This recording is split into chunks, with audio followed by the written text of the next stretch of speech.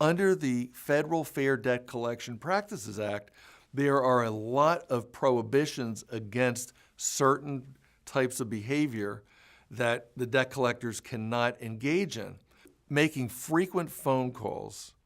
The courts have been all over the place in terms of what they consider to be frequent phone calls, but if you're getting 6 or 7 calls a day, 8 or 9 calls a day over, a few week period or a month period, that's probably a violation. They're not allowed to discuss your case with anybody. So, for instance, they can call a neighbor or a relative and they can just say, I'm calling on personal business or looking for, Joe Smith, for example, and I just want to confirm his location information.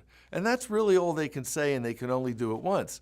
But typically, they'll call and say, this is John Smith calling from ABC Debt Collection Agency. And right there, you already have disclosed that you're collecting on a debt, which is a violation of the Fair Debt Collection Practices Act, and that's something that we can sue them for. Debt collectors cannot call you before 8 a.m. in the morning or after 9 o'clock p.m. at night. And when they do call and you pick up the phone, they have to identify who they are, and they have to give you what we call the mini Miranda warning, that this is advising you that this is an attempt to collect a debt, and any information that we get will be used for that purpose.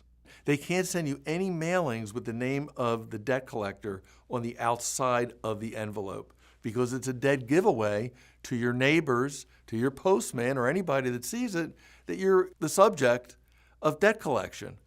And so when the FDCPA was enacted, one of the things that Congress was aware of was that this causes a lot of emotional distress and anxiety for people who owe this money, and they didn't want the debt collectors to compound that type of anxiety. So there's a whole list of things that they're not allowed to do. Anybody who has been on the wrong end of these practices can turn around and sue the debt collectors. And we do that frequently. If we're successful, we get paid by the other side because the federal law allows for that. We know how to handle these cases. We know how to get these debt collectors off people's backs. We know how to make them pay for their violations of the federal law. And it seems that my clients are very happy once we get involved because it takes the onus off of them. And they have somebody there that they can lean on who's going to fight for them and run interference for them, and that's what we do.